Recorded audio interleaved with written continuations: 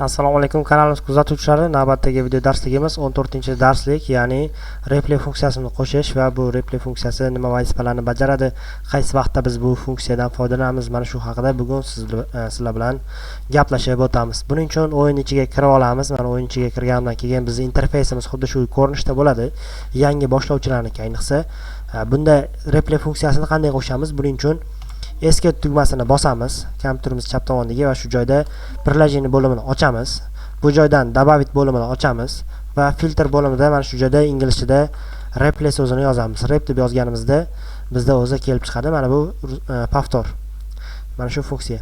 Biz shuni bosamiz. Bizda mana shu ekranimizning o'ng tomonida chiqadi va biz buni o'zimizga qulay joyga joylashtirib olishimiz kerak. Menga qulay joy mana shu o'rta hisoblanadi. Mana shu joyga tashab shunchaki shuni boshqa bo'limga o'tib ketadigan bo'lsa, bizda saqlanib bo'lib qoladi. Xo'p, buni mana qo'yib olaylik. Endi bu replay funksiyasi bizga qanaqa vaziyatlarda kerak bo'ladi? Misol uchun biz mashinalarni haydaymiz, mana shu o'yinni yozib olishimiz kerak va mashina bizga joyiga qaytib qolishi kerak.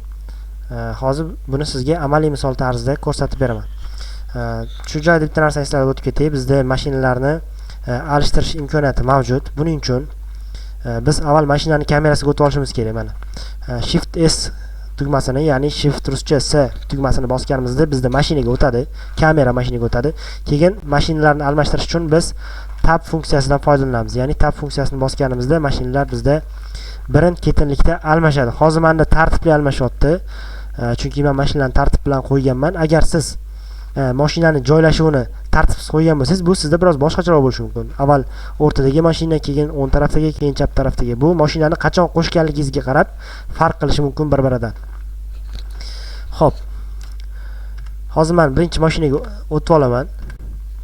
Endi men shu joyda har doim pauzani bosaman, zapis yozishdan oldin, chunki bizda ortiqcha kadrlar, ortiqcha yozib olishlar bo'lmasligi uchun men pauzani bosaman va bu joydan replayni yoqaman. Ya'ni yozib olishni yoqaman.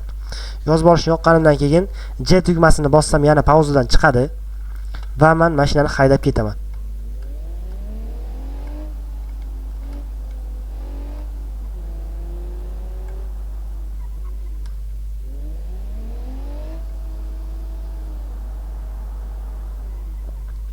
Xo'p. Shu joyda pauzani yoqaman, yana pauza bo'ldi o'yin. Endi o'zimga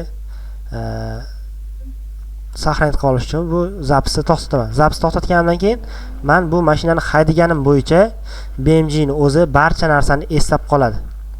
Mana men kamerani har xil joylashtirishim mumkin yoki o'ng tomondan, chap tomondan qarashim mumkin. Agar yoqmagan bo'lsa, boshqatdan yozib olishim ham mumkin. Yana boshidan ko'rmoqchiman. Orqaga qaytaraman, ko'rish tugmasini bosaman va endi kamerani alishtiraman. Xo'p, bu videoni bu yoqda ko'rib bo'lganimizdan keyin mana bu papkani bosadigan bo'lsak, bizda mana oldinga yozib olingan o'yinlar bor. Men eskisini o'chirib tashlamayapman, o'chirib tashladim. Yana play tugmasini bosganimda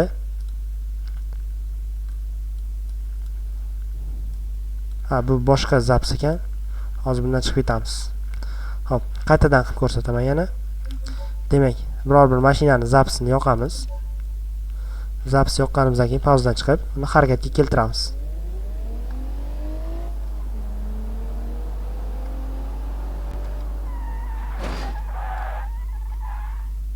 Hop, pauzani o'chirdik. Bizga yana qaytadan qo'yib beryapti.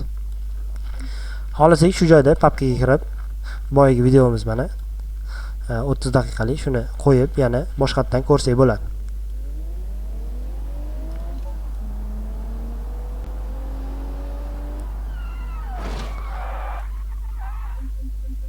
Buni afzalligi nimada? Buni afzalligi biz o'yinni o'zimizga qulay tarzda mashinani haydab olamiz. Mana shu ko'rinishda. Agar biz mashinani kamera joylashuvi bo'yicha to'g'ridan-to'g'ri ham zapis qilib ketib, ham o'yin yozadigan bo'lsak, bizni mashinani to'g'ri hayda olmaymiz. Shuning uchun biz to'g'ri haydab olamiz. Birinchi hech qatga urilmasdan belgilangan vazifalarni bajarib, misol uchun tepalikka chiqish kerak bo'lsa, tepalikka chiqib, qanaqadir to'siqdan o'tish kerak bo'lsa, to'siqlardan o'tib olib, bemalol harakatlanamiz va shu joydan keyin zapis qilib olishimiz mumkin. Hozir men ikkisi bosaman.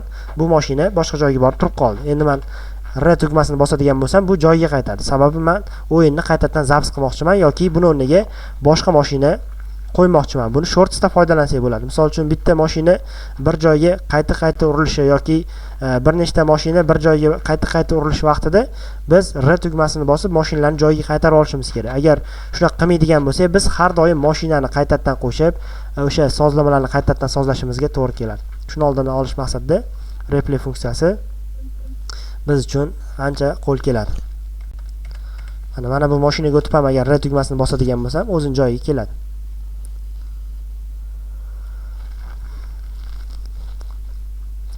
Shu bilan replay mavzusiga bag'ishlangan darsligimiz tugadi. Buni o'yinni ichida yana foydalanib ko'rib, o'zingiz qaysi joyda qanaqa ishlatish kerakligini yana tushunib olasiz.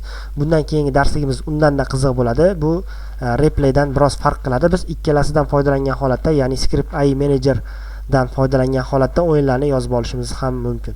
Mana shu replay mavzusini ham Script AI Manager mavzusida qo'shib tushuntiraman, sababi bu ikkalasi bir-biriga juda ham bog'liq. Ana shu Script AI Manager ishlagan vaqtimizda biz replaydan ham albatta foydalanishimizga to'g'ri keladi. Telegram gruppalarimizga obuna bo'lmagan bo'lsangiz, guruhlarimizga obuna bo'lmagan bo'lsangiz, obuna bo'lib qo'yishingizni so'rab qolamiz, chunki bu yerda bir-biridan ajoyib bo'lgan modlar ham tashlab boriladi. Modlar asosan guruhga tashlanadi. Modlar tashlanganligi to'g'risida ma'lumot kanalda joylab boriladi. Misol uchun mana chaqmoq MacPin modi tashlangan, Big Small yo'nalishida BMW ni M8 rusumli mashinasini ham har xil razmerdagi versiyalar tashlangan, ya'ni mana shu o'yin ichidagi biz escape tugmasini bosib sizga mashinalarni ham ko'rsataman. Mana shu mashinalar tashlangan. Undan tashqari bir qancha qiziqarli modlar ham oldinda turibdi. Bu modlarni ham sekin-astalik bilan tashlab boramiz. Shuning uchun kanallarimizga obuna bo'lib qo'yishingizni so'rab qolaman.